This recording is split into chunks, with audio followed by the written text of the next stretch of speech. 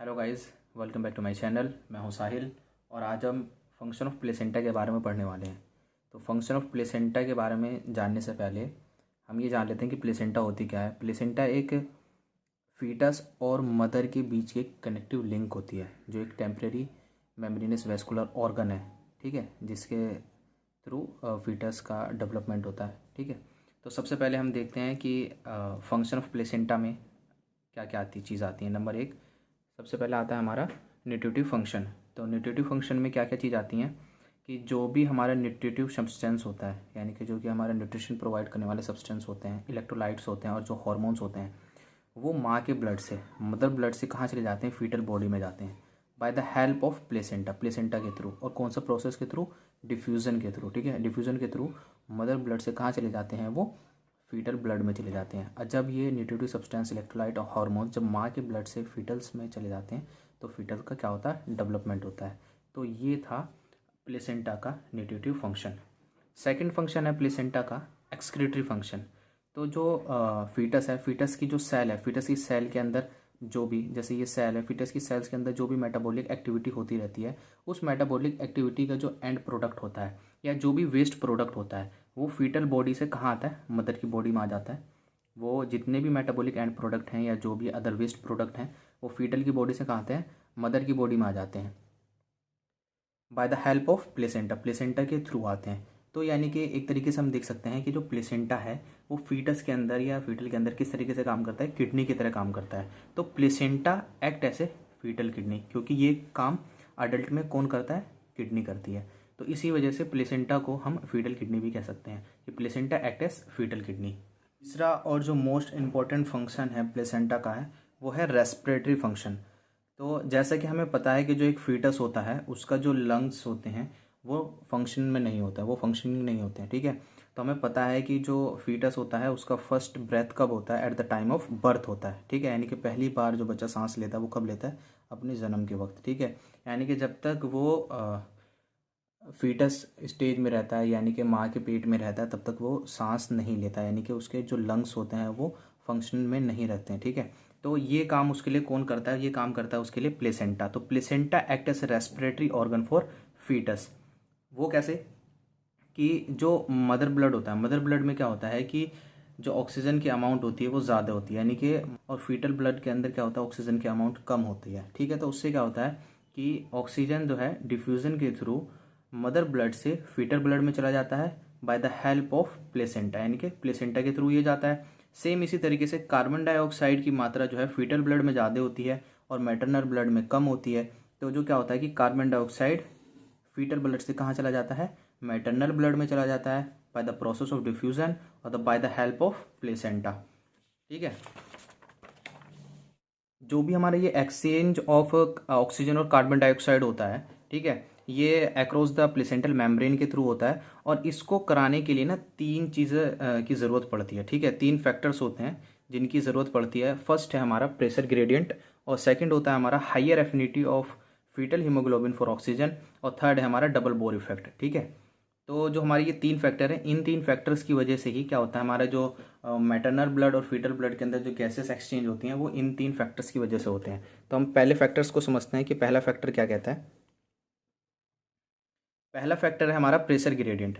तो pressure gradient समझ सकते हैं कि जो पार्शियल प्रेशर होता है मैटरनल ब्लड में और जो पार्शियल प्रेशर होता है फीटल ब्लड में, उन दोनों की वजह से जो गैसेस एक्सचेंज होता है उसे समझते हैं।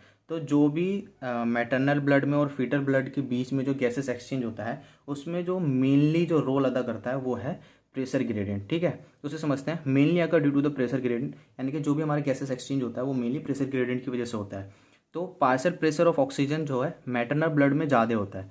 तो partial pressure of oxygen maternal blood में ज़्यादा है और फीटल ब्लड में पार्शियल प्रेशर ऑफ ऑक्सीजन कम होता है। तो यहाँ प्रेशर ज़्यादा है, यहाँ प्रेशर कम है। तो प्रेशर ग्रेडियंट में क्या होता है कि यहाँ पे ग्रेडियंट बन गया, यानी कि यहाँ ज़्यादा है, यहाँ कम है। तो होता क्या है कि गैसेस जो होती हैं वो higher pressure to lower pressure की तरफ ट्रैवल करती हैं। तो क्या होता है कि जो हमारी ऑक्सीजन है वो मैटरनल ब्लड से कहाँ चली जाती है, फीटल ब्लड में चली जाती है। और इस प्रोसीजर को कहते हैं हमारा डिफ्यूजन, और ये किसके थ्रू हो रहा है, प्लेसेंटा के थ्रू हो रहा है। सेम इसी तरीके से जो कार्बन डाइऑक्साइड का जो पार्शियल प्रेशर होता है फीटल ब्लड में, वो ज़्यादा होता है, और मैटरनल ब्लड में जो कार्बन डाइऑक्साइड का जो पार्शियल प्रेशर है वो कम होता है। तो जो फीटल ब्लड में जो हमारा कार्बन डाइऑक्साइड होगा वो ज़्यादा है, तो वो कहाँ चला जाता है, मैटरनल ब्लड में आ जाता है। तो सेम इस प्रोसेस को क्या कहते हैं, डिफ्यूजन कह रहे हैं, और ये किसके थ्रू हो रहा है, प्लेसेंटा के थ्रू हो रहा है। ठीक है, तो जो पहला फैक्टर था प्रेशर ग्रेडियंट, तो हमने उससे समझा कि प्रेशर ग्रेडियंट के थ्रू गैसेस किस तरीके से मैटरनल ब्लड में और फीटल ब्लड में एक्सचेंज होती हैं। ठीक है, सेकेंड अब हम देखते हैं higher affinity of fetal haemoglobin for oxygen. तो सबसे पहले हम ये समझते हैं कि जो अडल्ट हीमोग्लोबिन होता है, HbA जिसे कहते हैं, तो अडल्ट हीमोग्लोबिन में क्या होती है, हीमोग्लोबिन में चार चेन होती हैं, 2 अल्फा चेन होती हैं, 2 बीटा चेन होती हैं। ठीक है, तो क्या होता है कि जो ग्लूकोज होता है, ग्लूकोज का जब हमारा मेटाबॉलिज्म होता है तो उसका एक बाय प्रोडक्ट बनता है, उस बाय प्रोडक्ट को कहते हैं 2,3-DPG, यानी कि 2,3 डाइफॉस्फोग्लिसरेट। ये क्या करता है, जो ये हमारा ग्लूकोज का जो हमारा मेटाबॉलिज्म का बाय प्रोडक्ट था 2,3 डाइफॉस्फोग्लिसरेट, ये क्या करता है, बीटा चेन से जाके जुड़ जाता है, बीटा चेन से जाके जुड़ जाता है। उसकी वजह से क्या होता है कि जो हीमोग्लोबिन की एफिनिटी होती है टुवर्ड द ऑक्सीजन, वो कैसी हो जाती है, कम हो जाती है। ठीक है, ये किस में हो रहा है, ये अडल्ट में होता है। लेकिन फीटस में क्या होता है कि फीटस की हीमोग्लोबिन में क्या होती है, 2 अल्फा चेन होती है, 2 गामा चेन होती है। जब यहाँ पे हमारी बीटा चेन है ही नहीं, तो हमारा 2,3-DPG यानी कि 2,3 डाइफॉस्फोग्लिसरेट बाइंड ही नहीं होगा, और जब वो बाइंड नहीं होगा तो फीटस का जो हीमोग्लोबिन होगी उसकी एफिनिटी ऑक्सीजन के टुवर्ड कम नहीं होगी। इसी वजह से जो फीटस के अंदर जो हीमोग्लोबिन होता है उसकी एफिनिटी टुवर्ड द ऑक्सीजन कितनी होती है, 20 टाइम्स ज़्यादा होती है। तो अब इसको देख लेते हैं कि जो फीटल हीमोग्लोबिन होता है वो 20 टाइम्स मोर एफिनिटी रखता है, किसके लिए, ऑक्सीजन के लिए, देन अडल्ट। क्यों अडल्ट में ऐसा क्यों हो रहा था, क्योंकि अडल्ट में 2 अल्फा चेन थी, 2 बीटा चेन थी, और बीटा चेन से हमारा क्या बाइंड हो रहा था, 2,3 डाइफॉस्फोग्लिसरेट। अब ये बाइंड हो जाने की वजह से उसकी एफिनिटी क्या हो जा रही थी, कम हो जा रही थी। ठीक, तो अडल्ट की हीमोग्लोबिन की एफिनिटी इस वजह से कम होती है। ठीक, लेकिन फीटस में क्या होता है, 2 अल्फा चेन है, 2 गामा चेन है, तो गामा चेन से हमारा 2,3 डाइफॉस्फोग्लिसरेट हमारा बाइंड ही नहीं होता है, तो इस वजह से उसकी एफिनिटी ज़्यादा होती है। तो इसका मतलब यह है कि जो ऑक्सीजन है वो फीटल हीमोग्लोबिन जो है वो जल्दी से बाइंड कर लेता है अपनी तरफ। ठीक, तो इस वजह से जैसे ही मैटरनल ब्लड से ऑक्सीजन रिलीज होता है, ठीक है, वो तुरंत जो फीटस का हीमोग्लोबिन होता है जो उसके ब्लड में होता है वो तुरंत उसको कैप्चर कर लेता है, यानी कि तुरंत कैप्चर कर लेता है उसे। ठीक है, तो हमने ये सेकंड पॉइंट समझा कि higher affinity of fetal haemoglobin for oxygen क्या है। तीसरा था हमारा डबल बोर इफेक्ट। तो सबसे पहले हम ये समझते हैं कि बोर इफेक्ट क्या होता है। बोर इफेक्ट हमें बताता है कि बोर इफेक्ट रेफर्स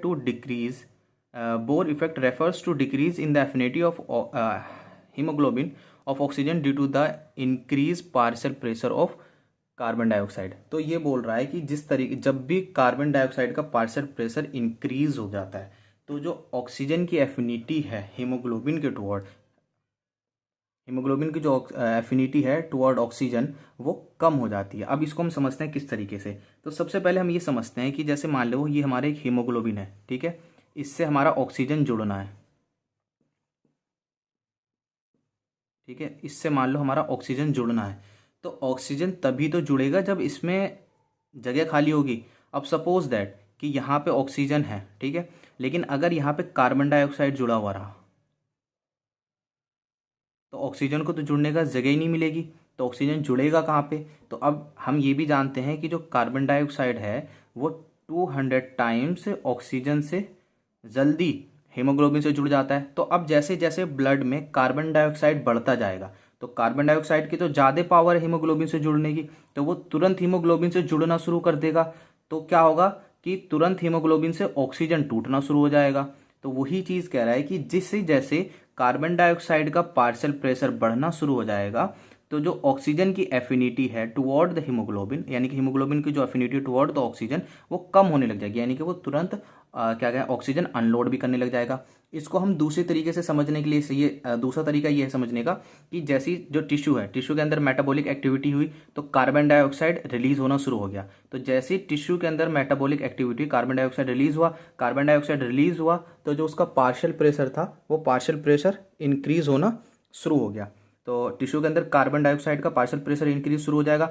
अब टिश्यू के पास ही जो हमारी ब्लड वेसल्स होगी, पास वाली जो ब्लड वेसल्स होगी, वहां पे क्या होगा कि अब टिश्यू के अंदर कार्बन डाइऑक्साइड का पार्शियल प्रेशर ज़्यादा है तो वो डिफ्यूजन के थ्रू कहाँ चली जाएगी, ब्लड में चली जाएगी। अब कार्बन डाइऑक्साइड ब्लड में आ गई है तो ब्लड में भी क्या हो जाएगा कि उसका पार्शियल प्रेशर इंक्रीज हो जाएगा। अब जैसे ही उसका पार्शियल प्रेशर इंक्रीज हो जाएगा तो उसकी एफिनिटी ऑक्सीजन के लिए कम हो जाएगी, यानी कि हीमोग्लोबिन की जो एफिनिटी है वो कम हो जाएगी। तो जैसे मैंने यहाँ समझाया, तो एफिनिटी जैसी ऑक्सीजन की कम हो जाएगी तो ऑक्सीजन वहाँ से टूटेगा और ऑक्सीजन टूट के कहाँ चला जाएगा, फिर टिश्यू में चला जाएगा। ये क्या होता है, ये होता है हमारा, इस चीज़ को कहते हैं हमारा बोर इफेक्ट कहते हैं। ठीक है, अब मैटरनल ब्लड और फीटल ब्लड, यहाँ 2 बार ऐसी चीज़ होता है, क्योंकि यहाँ पे ये तो हमारा नॉर्मल हो रहा है, जैसे सपोज दैट बॉडी में हो रहा है, लेकिन क्या होता है कि एक प्रेग्नेंट लेडी के अंदर क्या होता है कि एक तो उसका ब्लड सर्कुलेशन है, दूसरा एक फीटल का ब्लड सर्कुलेशन है, तो वहाँ 2 बार ये चीज़ होती है। तो उसी चीज़ को हम कहते हैं डबल बोर इफेक्ट।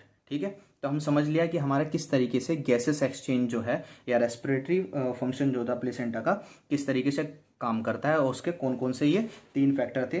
पहला था हमारा प्रेशर ग्रेडिएंट, दूसरा था higher affinity of fetal haemoglobin for oxygen, तीसरा था डबल बोर इफेक्ट। ठीक है, अब जो चौथा फंक्शन है प्लेसेंटा का, ठीक है, वो है हमारा एंडोक्राइन फंक्शन। जिस तरीके से हमारी बॉडी के अंदर एंडोक्राइन ग्लैंड्स होती हैं जो कि हार्मोन सिक्रीट करती हैं, उसी तरीके से जो प्लेसेंटा होती है वो भी कुछ हार्मोन्स को सिक्रीट करती है। तो प्लेसेंटा के थ्रू जो हार्मोन सिक्रीट होते हैं वो हैं जैसे ह्यूमन कोरोनिक गोनाडोट्रोफिन, जिसे हम एचसीजी भी कहते हैं, एस्ट्रोजन हो गया, तीसरा हमारा प्रोजेस्टेरोन हो गया, चौथा हमारा ह्यूमन कोरोनिक सोमैटोमेमोट्रोफिन हो गया, पांचवा हो गया हमारा रिलैक्सिन। अब हम देखते हैं कि एंडोक्राइन फंक्शन जो ये हार्मोन्स है ये किस तरीके से काम करते हैं।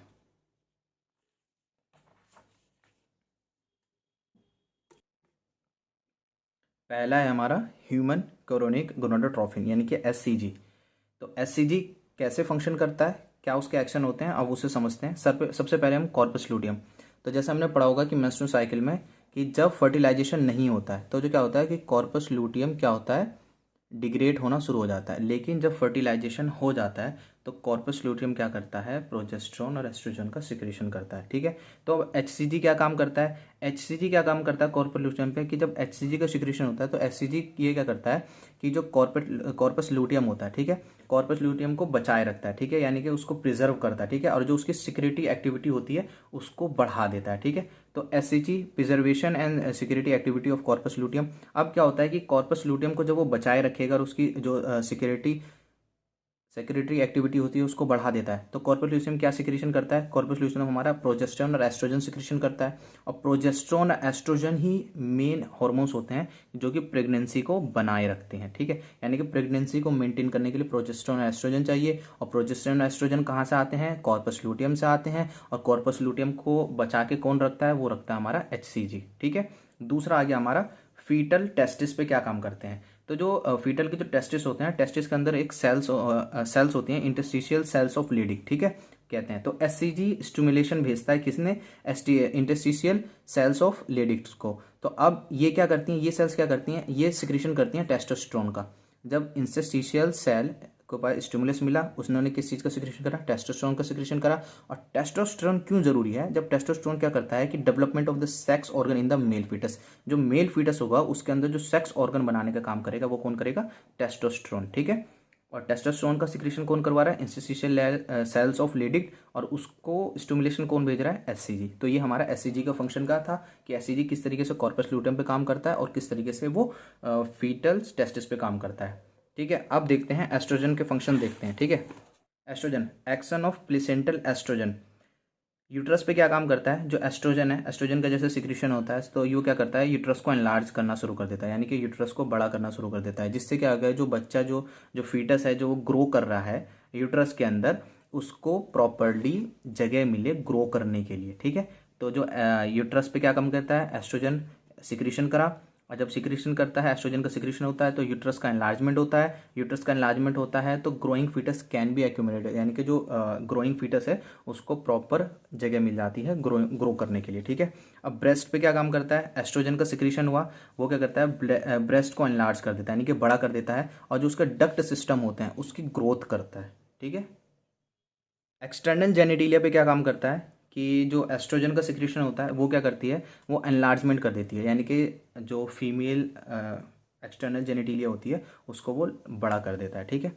और वो पेल्विस के पे क्या काम करता है, ये तो लेबर के टाइम पे इसका फंक्शन है कि जब लेबर पेन होता है तो जब एक्सट्रोजन का सिक्रीशन होता है तो एक्सट्रोजन क्या करती है कि पेल्विक लिगामेंट को क्या कर देती है, रिलैक्स कर देती है, ठीक है, रिलैक्स कर देती है, जिससे कि वो डायलेट हो सके, फैल सके, जिसकी वजह से क्या होता है, facilitate the passage of the fetus through the birth canal at the time of birth, यानी कि जब बर्थ कैनाल के थ्रू, यानी कि जब फीटस जो है जब वो आ रहा होता है, नीचे की तरफ आ रहा है वो, तो वहाँ की मसल्स को वो रिलैक्स कर देता है, ठीक है, रिलैक्स कर देता है, जिससे कि जो फीटस है वो इजीली बर्थ कैनाल के थ्रू आ जाए, उसे कोई भी उसको ऊपर कोई कॉम्प्लिकेशन ना हो। फंक्शन ऑफ प्रोजेस्ट्रॉन देखते हैं, फिर होती है एंडोमेट्रियम, उस पर क्या काम करता है, जैसे प्रोजेस्ट्रॉन का सिक्रीशन हुआ तो उसकी प्रोलिफरेशन को बढ़ा देती है, जो सेल प्रोलिफरेशन होती है उस चीज़ को इंक्रीज कर देती है, development of the decidual sales. अब जैसे कि हमने समझा है कि फर्टिलाइजेशन हो गया, स्पर्म और ओवम मिल गए, स्पर्म और ओवम मिल गए, ठीक है, तो फर्टिलाइजेशन हो गया। अब फर्टिलाइजेशन के बाद जो हमारा वो एग है, जो भी फर्टिलाइजेशन के बाद जो है वो जो यूट्रस की जिस जगह जाके जुड़ता है, जिस जगह जाके जुड़ता है, तो यूट्रस की जो एंडोमेट्रियम जिस सेल से वो जाके जुड़ जाता है उस सेल्स को वहाँ पे हम डेसिडुअल सेल्स कहते हैं, ठीक है। तो यानी कि प्रोजेस्टेरोन क्या करता है, डेसिडुअल सेल्स को डेवलपमेंट करना शुरू कर देता है, और क्या करता है, supply the nutrition to the embryo. और जो डेसिडुअल सेल क्या करती है, जो कि हमारा ये एम्ब्रियो बना है उसको क्या करती है, नरिशमेंट प्रोवाइड करती है। दोबारा समझते हैं कि स्पर्म ओवम मिले, उसके बाद हमारा एम्ब्रियो बन गया। अब ये एम्ब्रियो जाके कहाँ जुड़ेगा, यूट्रस में जुड़ेगा, यूट्रस में जाके एंडोमेट्रियम की लेयर पे जहाँ जुड़ता है उसको वो डेसिडुअल सेल्स कहलाती है, वहाँ पे डेसिडुअल सेल्स बननी शुरू हो जाती हैं, ठीक है। तो अब उन डेसिडुअल सेल्स का डेवलपमेंट कौन करता है, प्रोजेस्टेरोन करता है। अब वो डेसिडुअल सेल्स के थ्रू ही एम्ब्रियो को क्या मिलता है, नरिशमेंट मिलता है, ठीक है, खाना मिलता है।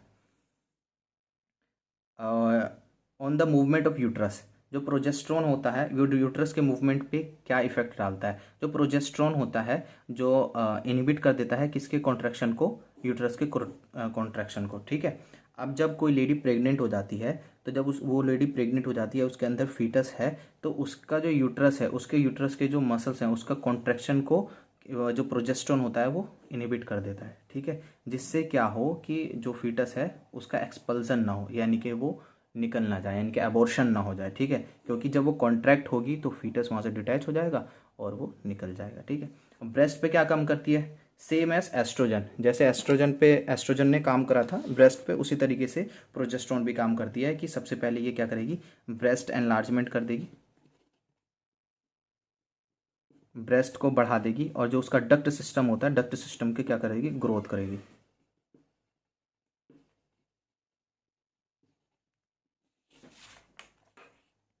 अब देखते हैं ह्यूमन क्रोनिक सोमैटोमेमोट्रोफिन हार्मोन क्या काम करता है।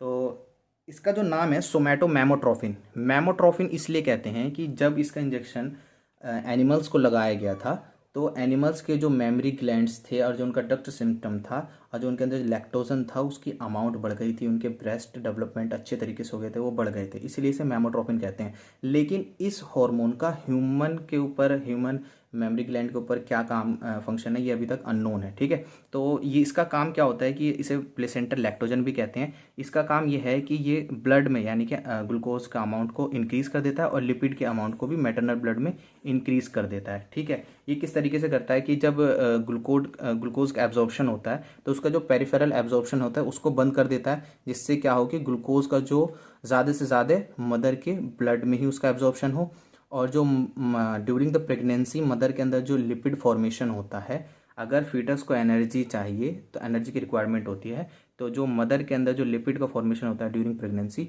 उसको वो तोड़ तोड़ के ब्लड में डाल देता है, जिससे कि जो फीटस की नरिशमेंट अच्छे तरीके से हो जाए, उसको एनर्जी प्रॉपरली मिल सके, ठीक है। लास्ट था हमारा रिलैक्सिन हार्मोन। रिलैक्सिन हार्मोन क्या कौन कौन सिक्रीट करता है, हमारा कॉर्पस लूटियम भी सिक्रीट करता है, मेजर अमाउंट में प्लेसेंटा भी सिक्रीट करती है और मेमरी ग्लैंड भी सिक्रीट करती है। तो जब इसका सिक्रीशन होता है, ठीक है, तो जब रिलैक्सिन का जब सिक्रीशन होता है तो ये किसका डायलेशन कर देती है, ये सर्विक्स का डायलेशन कर देती है। ठीक है, सर्विक्स का डायलेशन कर देती है। ठीक है, बस इतना समझते हैं, रिलैक्सिन का इतना ही काम था। ठीक, तो आज हमने देखा कि फंक्शन ऑफ प्लेसेंटा, सबसे पहले हमने देखा न्यूट्रिटिव फंक्शन, फिर देखा हमने एक्सक्रीटिव फंक्शन, फिर देखा हमने रेस्पिरेटरी फंक्शन, फिर देखा हमने एंडोक्राइन फंक्शन। Thank you.